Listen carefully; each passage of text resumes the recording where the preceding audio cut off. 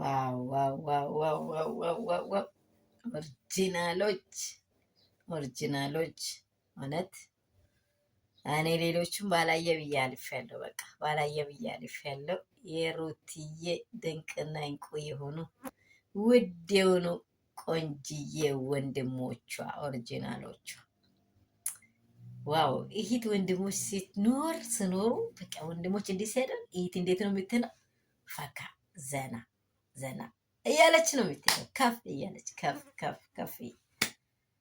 ውይ ውይ ውይ ውይ ውይ! ምን ልበላችሁ? ኮራውባችሁ፣ አኩርታችሁናል። እንወዳችኋለን። ሰላም ሰላም ቤተሰብ እንደምን አላችሁ? ሁሉ ሰላም፣ ሁሉ መልካም ነው ወይ? እኔ ጋር ሁሉ ሰላም ነው። ፈሽ ብትን ብለናል። እውነት እግዚአብሔር እኛን ባለንበት ጠብቁ፣ ምድራችንን የጠበቀው የእግዚአብሔር ስም ለዘላለም ይባረክ። ምን ወድ አምላካችን ምን በቃ ምን ልበል፣ ደስታ መቆጣጠር አቅቶኛል። እውነት በቃ ዋ ወንድሞቿ የሩትዬ ወንድሞች እንግዲህ ምርጥ የሆነ ግብዣ አዘጋጅተው ከአገር ውጭ ሩትዬንና ደስታን ይዞ ሊወጡ አንበሻበሿት ማለት ውጭ ሊወስዱ ወስደው በቃ ፈታ ሊያደርጓት እንዲህ ያለች እንቁ የሆነች ውድ የሆነች እይታችንን ማለት ነው።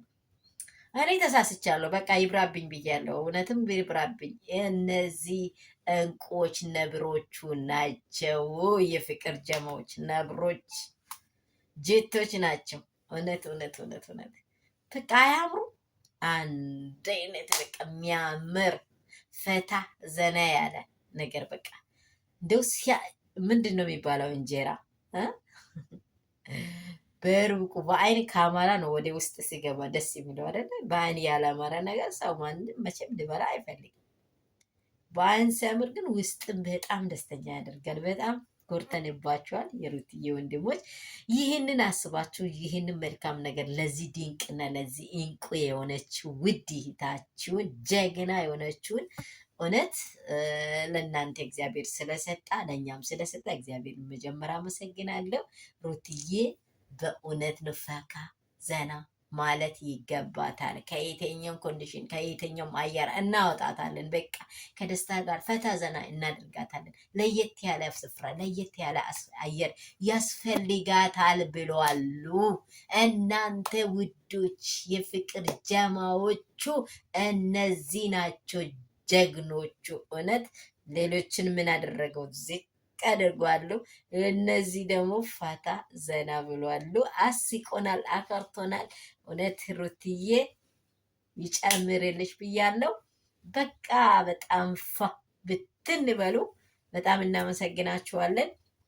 ወንድሞች ደግሞ ኑሩልን፣ ብዙልን። እንደዚህ ለይቶች አስተዋጽኦ የምታደርጉ በቀሩትዬ ወንድሞች እውነት ለሌሎ ወንድሞች ለእኛ ወንድሞች ራሱ በቃ ምርኩዝ እንድንሆን አድርጋቸዋል። እንወዳቸዋለን። ይህን ቪዲዮ ግን ላይክ፣ ሼር፣ ሰብስክራይብ እያደረጋችሁኝ አይደላችሁም እናንተ እኔን አሳድጉኝ።